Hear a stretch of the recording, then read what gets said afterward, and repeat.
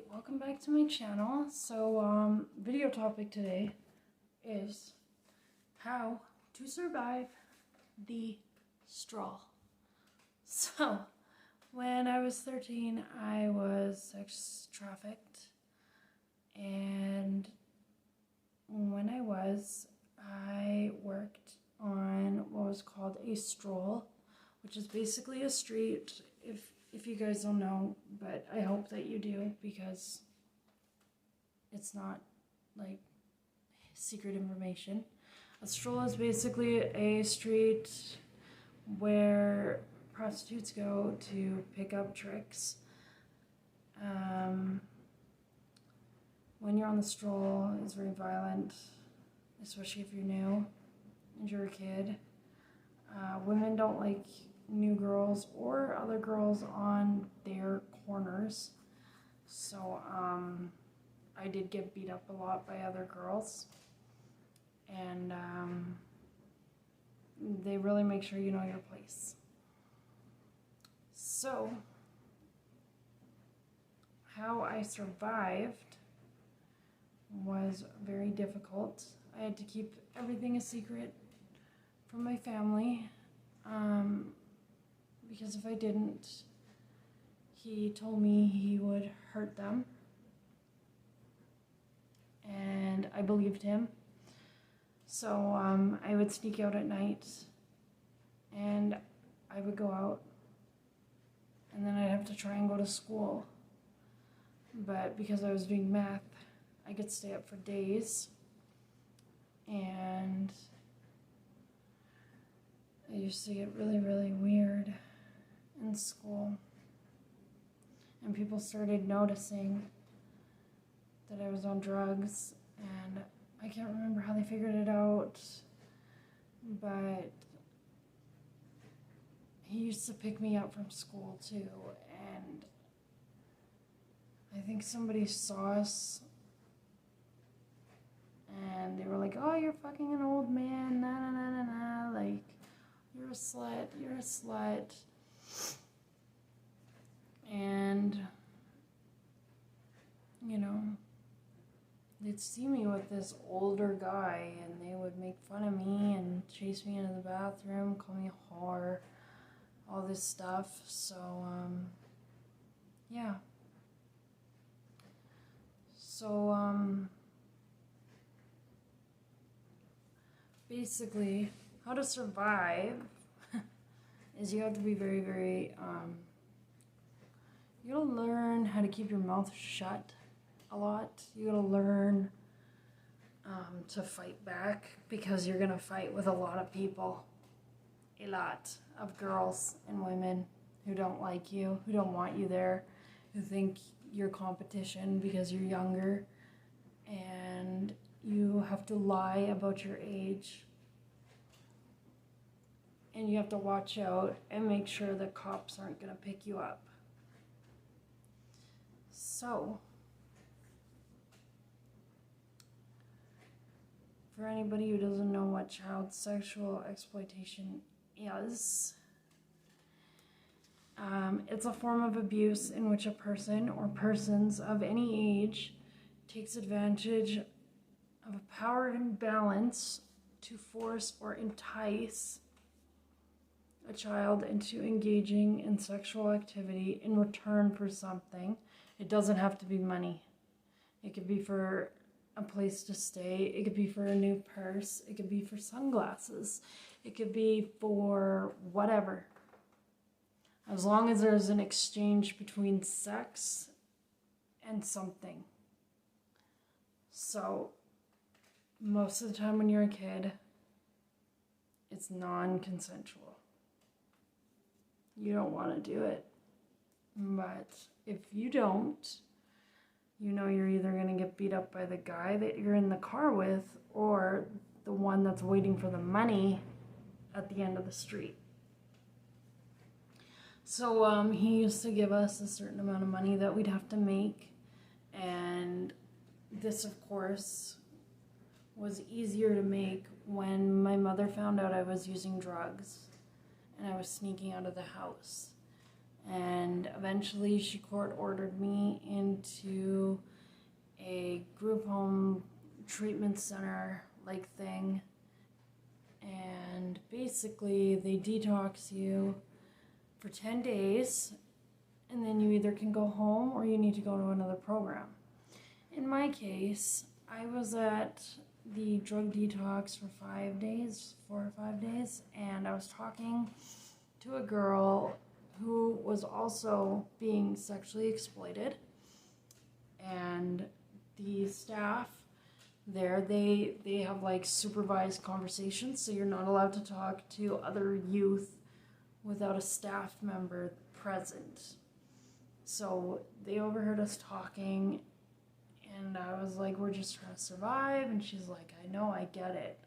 Like, who's your guy? And I was like, well, his name is this. And she's like, oh my God. Well, my guy's name is this. And I was like, oh. So we both knew each other's pimps. And we were just talking. And then the staff comes up, and she's like, are you involved in or at risk for sexual exploitation? And I was like, no, what are you talking about? And she's like, I overheard you. And I was like, well, what if I am? And she's like, well, then I'm gonna have to tell somebody. And I was like, you go do that. Me being stupid, I told her to go do that, and I ended up locked up for 47 days in a different program. So I never did that again. But every time I got released, he ended up finding me again and again and again. And he dragged me back to this house, and he would kidnap me, and he'd beat me to a pulp. And, like, I remember this one time he fucking clocked me right here.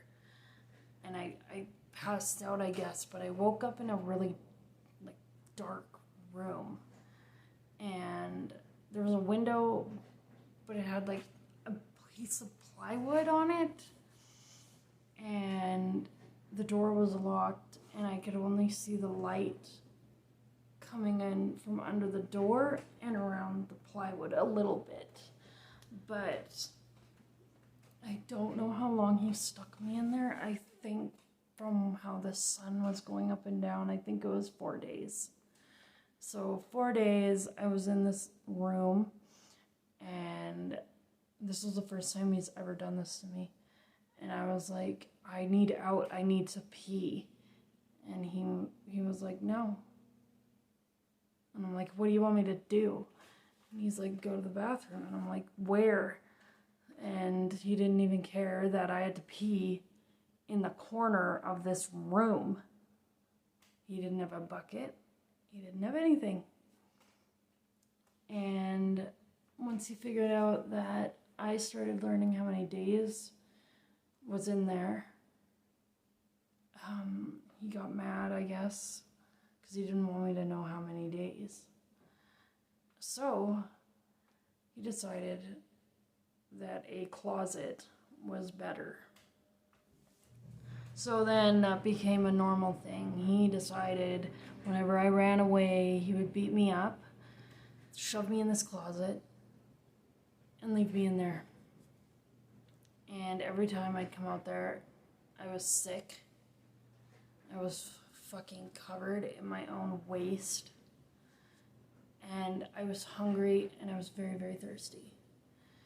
And he would let me out, and I would be like, oh my God. Because when you are in a dark, confined space, and somebody all of a sudden opens it, and it happens to be daylight, you're like blinded by it, because your eyes are like, holy shit. So it's like this, and then he's like, let's go. And I'm like, I don't want to. So I was scared of him. I was like, I don't want to go anywhere. And he grabbed me, and he's like, you fucking stink. And he would give me a bath and change my clothes. And he'd be like, are you going to do that again? And I'd be like, no. He's like, because if you do, it'll be longer. And I'll keep doing it. So eventually um, I would just stay out for months, and the cops wouldn't find me. Nobody would find me because the group home, they do have to call when you're AWOL, but they have to wait 24 hours before then, and by then you're like long gone. So, sorry, long day. I did a lot of exercise too. I'm just starting my exercise program. So eventually it was like a revolving door until 16, or was I 15? Maybe I was 15. No, I think I was 15. And he brought in this 12-year-old girl, and she still had her school bag on, and I remember being so mad and being like, this girl is only a year younger, and she's gonna go through what I went through. So I decided that I was gonna distract him. I was gonna be the one to get her out. And I told him that I wanted to fuck him. And I never wanted to fuck him. It was always rape. So he was a little bit shocked when I said that I wanted to fuck him. But he was game. And I said, go upstairs. I'll be right up. And he did. He actually listened to me. And as he was getting upstairs, I told her, wait here. And I'll be back down. And she looked scared. I could see it in her eyes. She looked terrified. And she just stood there and nodded. And I went upstairs. And I got him aroused. And I had a tiny little knife. And I hurt him. And I hurt him good. And all I remember is him screaming in pain and me telling her to run. And I ran down the stairs, out that door with her, and I said, where do you live? And she told me. And so we took her back home. And I said to her, tell your parents what happened. Tell them everything. And don't forget, don't leave the house without anybody for a while, because he'll be looking for you. And she listened, obviously, because I never saw her again. But I had no choice but to go back to where I was staying. And he was pissed. He was right pissed. He had to get stitches on his hoo-ha.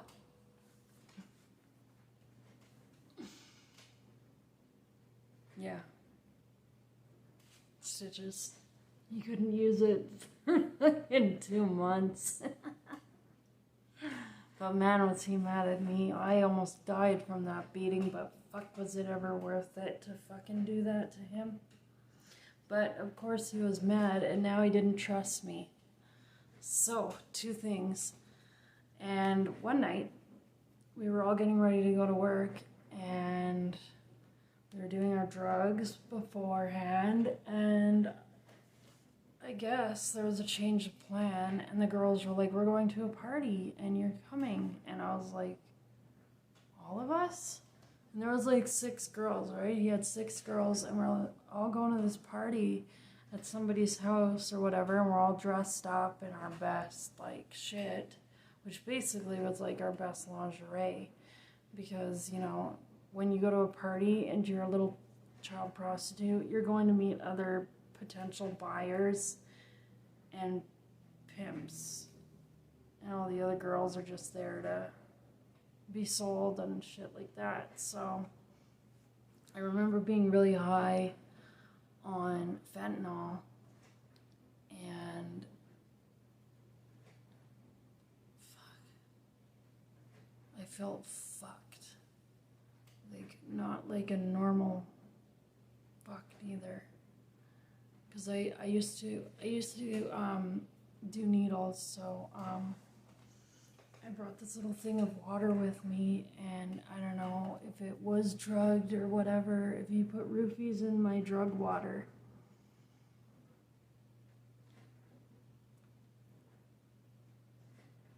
But I don't remember what happened after I did my last shot, after in the bathroom of this house, and the other girls were fine. But I woke up still in the house, tied up to a bed, and I'm like, oh my God, not again. And there we go, bada bing, bada boom, I got a new pimp. And he was way worse than my first one. He was awful. And even if I had bruises and stuff, like my first pimp wouldn't let me out of the house until my bruises and everything were healed. But this guy, no. I was tied to a bed, given drugs, and even if my eye was the size of a golf ball, or not a golf ball, even a softball, he would still make guys fuck me. And there was this one time where he was really mad at me because I ran away from him too, because I was like, fuck this. And all I remember is we were driving in a car, and I thought we were gonna go score drugs, and we like drove out on the outskirts, and I was like, what are we doing? And there was like a group of guys, and I was the only girl in there, and I'm going like, watching the city pass, and I'm going, okay, what is going on? Like, is he gonna like kill me? And I was like, what are you doing? Why? I thought we were going to get drugs. And he's like, we are. And I'm like, we're not in the city anymore. And he's like, why did you run away? And I'm like, I gotta lie. I said, what are you talking about? The cops picked me up. I don't know what you're talking about. And he's like, no, they didn't. They didn't. You ran. And I'm like, oh my God. And I'm trying to solidify this story that the cops picked me up and took me back to my group home, and that I was going to come back right away. But I had no intentions of coming back. And as I'm trying to fabricate this story of me getting into a car and police showing me his badge and shit, I get whacked over the head and dumped on the side of the road. And I don't remember being dumped on the side of the road, but I'm very lucky because somebody who was driving down the road in the morning, they saw me there, and they drove me back into the city, and I woke up in the Foothills Hospital.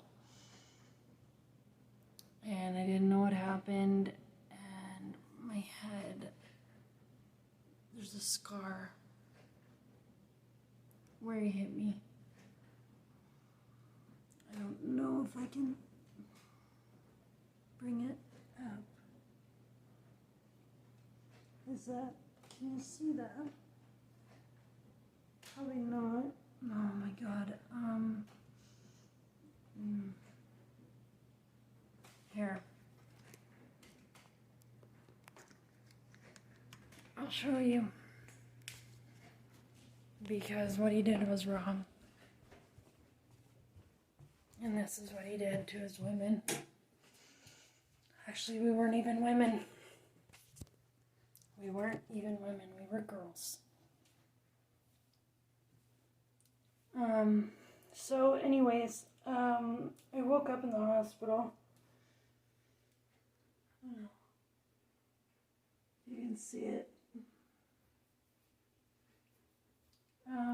Yeah, woke up in the hospital, and they told me I got hit in the head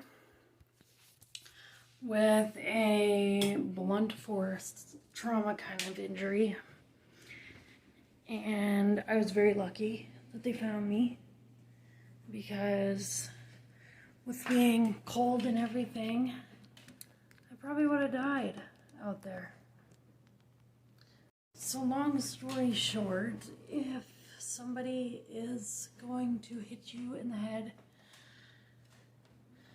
it better be called out, because it'll slow down the bleeding. But anyways,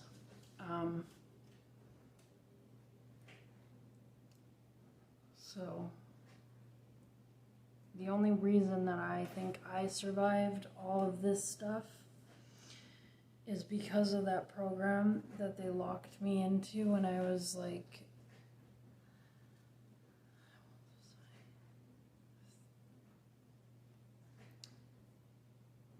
a teen. My dates are all fucked up because I was high most of the time. And on top of it, mental illness makes you not really remember when, but I remember the events. I remember exactly what happened to me, and I remember all of it.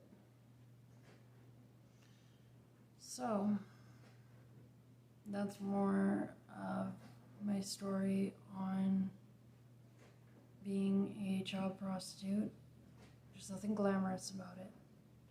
It's awful. And that's partially why I want to help girls get out of it. Because I know what kind of an awful place it is. It gives you no hope. It takes away your identity. It makes you really codependent on your pimp, because they take you at such a young age and they brainwash you and they own you, and that's not right. And yeah, so I think I'm gonna end it here. I hope you guys enjoyed it, or whatever the word is, but yeah, I'm gonna stop it here, and I hope you guys have a good day. If you guys want to know more about this, I can also do more videos on this topic. But until then, I'll see you guys later. Okay? Bye.